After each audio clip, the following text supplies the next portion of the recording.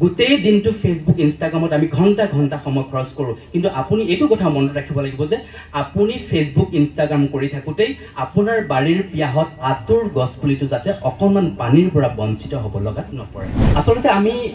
এই যে ঈশ্বৰক প্ৰাৰ্থনা কৰোঁ ঈশ্বৰ পৃথিৱীলৈ নামি নাহে আমাক সহায় কৰিবলৈ আচলতে ঈশ্বৰে আমাক মানুহক আচলতে পঠাইছে আমি ঈশ্বৰৰ ভূমিকা পালন কৰিবৰ কাৰণে আমি যদি ঈশ্বৰৰ ভূমিকা পালন কৰিব নোৱাৰোঁ এই পৃথিৱীখনত কোনোবা নহয় কোনোবা মুহূৰ্তত কোনোবা নহয় কোনোবা দিনত তেতিয়াহ'লে আমি মানুহ হিচাপে আটাইতকৈ ডাঙৰ ব্যৰ্থতাটো যদি আছে সেইটো হৈছে যে আমি কাৰোবাৰ বাবে ঈশ্বৰৰ ভূমিকা পালন কৰিব নোৱাৰিলোঁ আমাৰ গাড়ীত থকা পানীটোপা মই সেই গছডালৰ গুৰিত দিব পাৰোঁনে মই ককবাকাই থকা এটা কীট পতংগক মই উদ্ধাৰ কৰিব পাৰোঁনে মই চটপটাই থকা কোনোবা চৰাই এজনীক মই উদ্ধাৰ কৰিব পাৰোঁনে মই মুমূৰ্ষ অৱস্থাত থকা কোনোবা ভিক্ষাৰীগৰাকীক এটা কেক খুৱাব পাৰোঁনে এটা আপেল কিনি খুৱাব পাৰোঁনে আৰু যদি আপোনাৰ মনলৈ সেই চিন্তাটো আগতে অহা নাছিলে আজিৰ পৰাই মই অনুৰোধ কৰিলোঁ আপোনালোকে সেই চিন্তাটো আপোনালোকৰ মাজলৈ আনিবলৈ চেষ্টা কৰক I would like to say that every element of this book belongs to Gita. Am I right? মোৰ কথাটো হয়তো 80% শুদ্ধ হ'ব পাৰে প্ৰত্যেক মানুহৰ তেজৰ নিজানত আছে সুফলা মাটিৰ উজ্জ্বল প্ৰতিমা সেয়া হিৰুদাৰ কথা সুফলা মাটিৰ এটা সুন্দৰ দিনত আমি উপস্থিত হৈছোঁ জয়জ্যোতি মই ডাক্তৰ নিতুল বৈশ্য আৰু ডাক্তৰ দুলুমণি কলিতা এখন সুন্দৰ গ্ৰন্থ আমাক উপহাৰ দিয়াৰ বাবে ধন্যবাদ আৰু কৃতজ্ঞতা জ্ঞাপন কৰিছোঁ মঞ্চত উপস্থিত ভাৰতৰ প্ৰখ্যাত ইউৰলজিষ্ট লেজাৰমেন খ্যাত ডাক্তৰ অৰূপ কুমাৰ নাথ ডাঙৰীয়া জনপ্ৰিয় বাতৰি কাকত নিয়মীয়া বাৰ্তাৰ উপসম্পাদক শ্ৰদ্ধাৰ প্ৰদীপ গগৈ ডাঙৰীয়া চৰকাৰী আয়ুৰ্বেদিক মহাবিদ্যালয়ৰ স্বাস্থ্যবৃত্ত বিভাগৰ মুৰব্বী অধ্যাপক আমাৰ সকলোৰে স্নেহৰ শ্ৰদ্ধাৰ ডাক্তৰ ধীৰেন ডেকা ডাঙৰীয়া প্ৰমুখ্যে মোৰ সন্মুখত থকা আসনৰত প্ৰতিগৰাকী ব্যক্তিক মোৰ সশ্ৰদ্ধ প্ৰণাম জনাইছোঁ কথাখিনি অকণমান খৰকৈ ক'ম এইবাৰ পৰা এতিয়াৰ পৰা কাৰণ আমাৰ হাতত সময় তেনে তাপৰ আছে মই এটা প্ৰথম কথাখিনি আৰম্ভণিতে মই এটা কাহিনী ক'ব খুজিছোঁ দূৰণিবতীয়া এটা যাত্ৰা ৰেলৰে যাত্ৰা সেই ৰেলখনত এগৰাকী সন্তান সম্ভাৱা মহিলাগৰাকী গৈ আছে সেই ৰেলখনত আৰু তেনে এটা সময় আহিল যি সময়ত হয়তো মহিলাগৰাকীও ভবা নাছিল যে তেওঁৰ সন্তান জন্ম দিয়াৰ সেই মুহূৰ্ত আহি পৰিল মহিলাগৰাকীও গম পোৱা নাছিল কিন্তু সন্তান জন্ম হোৱাৰ সময় হ'ল আৰু মহিলাগৰাকীয়ে সন্তান জন্ম হোৱাৰ সেই সংকেতটো নিশ্চয় তেওঁ পালে আৰু তেওঁ সেই সময়ৰ যাতে কোনো বিপদ আপদ হ'ব নোৱাৰে সেই সংক্ৰান্তে তেওঁ নিজৰ পৰিয়ালবৰ্গক জনালে ৰেলখন থকা তেওঁৰ যি পৰিয়ালবৰ্গ আছে আৰু একো বিপদ নাহক বুলিয়ে পৰিয়ালবৰ্গই ৰেল কৰ্তৃপক্ষক কথাটো জনালে আৰু সেই সময়টো একেবাৰে শেষ সময় আছিলে মানে শেষ সময় মানে কি সন্তান জন্ম হোৱাৰ একেবাৰে অন্তিম মুহূৰ্তৰ সময় গতিকে সেইখিনি সময়ত ৰেল কৰ্তৃপক্ষেও খুব মানে তেওঁলোকে দৌৰা দৌৰি কৰি পেলাই খবৰ পালে যে সেই ৰেলখনত এগৰাকী চিকিৎসক আছে চিকিৎসকগৰাকীৰ সৈতে যোগাযোগ কৰা হ'ল আৰু চিকিৎসকগৰাকীয়ে জনালে যে তেওঁ এগৰাকী প্ৰসূতি বিভাগৰ চিকিৎসক নহয় তেওঁ এগৰাকী ইউৰলজিষ্ট তথাপিও সেই চিকিৎসকগৰাকীয়ে ক'লে যে মই কিন্তু এই বিষয়টোত সহায় কৰিব পাৰিম কাৰণ যোগাযোগটো চাব যে সেই ইউৰলজিষ্টগৰাকীয়ে যেতিয়া গুৱাহাটী চিকিৎসা মহাবিদ্যালয়ৰ পৰা তেখেতে MBBS পাছ কৰি 1 বছৰৰ যিটো এটা সেৱা আগবঢ়ায় চৰকাৰলৈ সেই সেৱাটো আগবঢ়াইছিল গাইনিকলজি বিভাগত আৰু সেই চিকিৎসকগৰাকীয়ে ইউৰলজিষ্টগৰাকীয়ে নিজৰ এটা হেল্থ কেম্প কৰিবলৈ গৈ আছিল ৰেলৰে যাত্ৰা কৰিছিল সুদূৰ এটা দূৰ স্থানত তেওঁ হেল্থ কেম্প কৰিবলৈ গৈ আছিল আৰু সেই ইউৰলজিষ্টগৰাকীয়ে সেই মানে মহিলাগৰাকীৰ সন্তান জন্ম দিয়াৰ গোটেই কামখিনি সহায় কৰিলে এতিয়া মই ক'ব খুজিছোঁ যে সেইগৰাকী চিকিৎসক কোনো নহয় আমাৰ মাজত উপস্থিত থকা ভাৰতৰ প্ৰখ্যাত ইউৰলজিষ্ট ডাক্তৰ অৰূপ কুমাৰ নাথ গতিকে আমি এই সুযোগতে ডাক্তৰ নাথ ডাঙৰীয়াৰ কাৰণে এটা হাত চুপৰি আমি আশা কৰিছোঁ লগতে ডাক্তৰ নাথ ডাঙৰীয়াক সেই মুহূৰ্তত সহায় কৰা সেই স্বাস্থ্যকৰ্মীসকলৰ বাবেও আপোনালোকে শুভেচ্ছামূলক এটা আপোনালোকৰ মনোভাৱ ৰাখিব পাৰে মই এই কথাটো কোৱাৰ এইটোৱে উদ্দেশ্য যে সেই ৰেলখনত সেই মুহূৰ্তত ঈশ্বৰ কোন সেইগৰাকী চিকিৎসক মানে ডাক্তৰ অৰূপ কুমাৰ নাথ আৰু তেওঁৰ যিসকল স্বাস্থ্যকৰ্মী তেওঁৰ লগত আছে গতিকে সেই ৰেলখনত সেইগৰাকী মহিলাৰ কাৰণে চিকিৎসক কোন ঈশ্বৰ কোন ডাক্তৰ অৰূপ কুমাৰ নাথ আচলতে আমি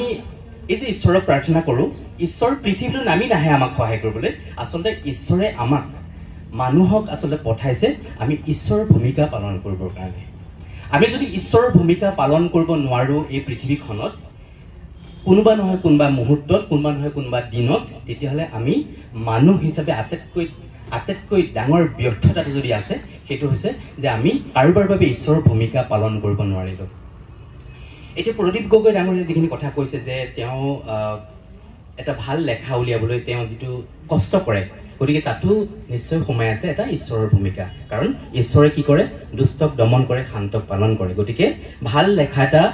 প্ৰকাশ কৰাটো তেওঁ যিটো দায়িত্ব পালন কৰিছে সেইটো এটা ঈশ্বৰৰ ভূমিকাই পালন কৰি আছে আমাৰ মাজত উপস্থিত থকা ডাক্তৰ ধীৰেন ডেকা ডাঙৰীয়া চৰকাৰী আয়ুৰ্বেদিক মহাবিদ্যালয়ৰ স্বাস্থ্যবৃত্ত বিভাগৰ মুৰব্বী অধ্যাপক তেখেতেও এই জীৱনটোত তেখেতৰ এই কৰ্মময় জীৱনটোত তেখেতে যি ধৰণে সেৱা আগবঢ়াই আছে তেখেতেও এগৰাকী ঈশ্বৰৰ ভূমিকাই পালন কৰি আছে এতিয়া আহোঁ গ্ৰন্থখনৰ মাজলৈ সুস্বাস্থ্যৰ গোপন ৰহস্য এইখিনি কথা ডাক্তৰ দুলুমণি কলিতা ডাক্তৰ নিতুল বৈশ্যই আমাক লিখি এখন গ্ৰন্থ আকাৰে আমাক দিছে কিন্তু এই গ্ৰন্থখন প্ৰকাশ কৰাৰ পিছত আমাৰ অসমৰ কিতাপ লিখি পেলাই পইচা পোৱাটো একেবাৰে একদম ৰেয়াৰ ঘটনা হয়তো তেওঁলোকৰ এই গ্ৰন্থখন লিখি পেলাই তেওঁলোকৰ হাতলৈ এই গোটেই পইচাখিনি উভতি নাহে এই কথাখিনি তেওঁলোকে জানে যে স্বাস্থ্য ৰক্ষাৰ কাৰণে কি কি কাম কৰিব লাগে কিন্তু ডাক্তৰ দুলুমণি কলিতা আৰু ডাক্তৰ নিতুল বৈশ্যই যে এই তেওঁলোকৰ জেপৰ পইচা খৰচ কৰি পেলাই যে গ্ৰন্থখন আমাৰ মাজলৈ যে আগবঢ়াই দিছে সেয়াও তেওঁলোকে ঈশ্বৰৰ পৰোক্ষভাৱে ঈশ্বৰৰ ভূমিকাই পালন কৰি আছে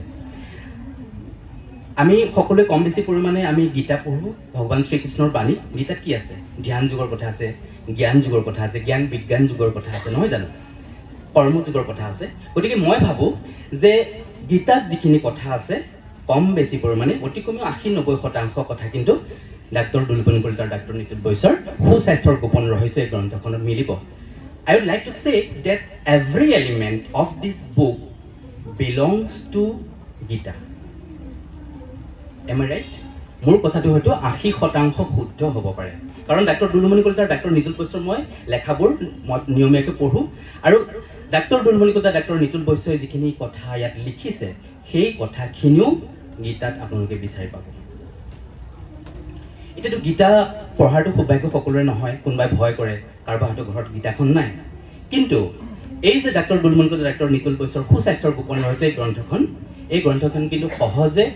পাব পৰাকৈ তেওঁলোকে সমাজলৈ আগবঢ়াই দিছে আৰু এই গ্ৰন্থখন নিশ্চয়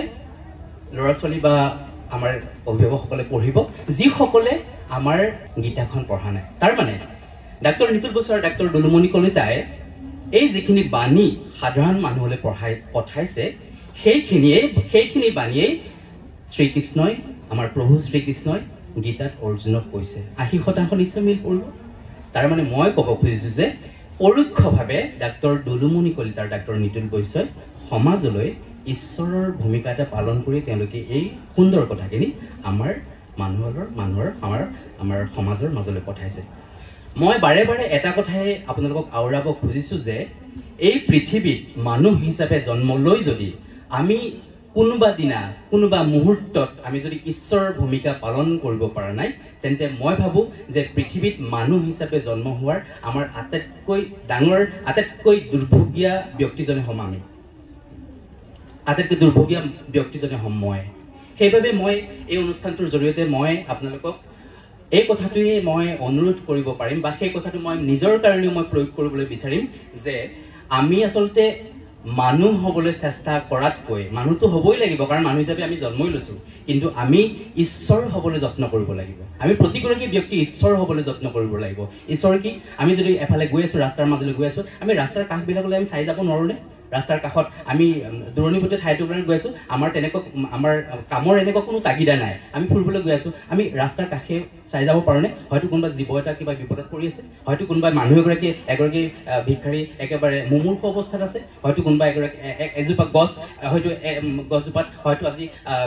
এমাহ 15 দিন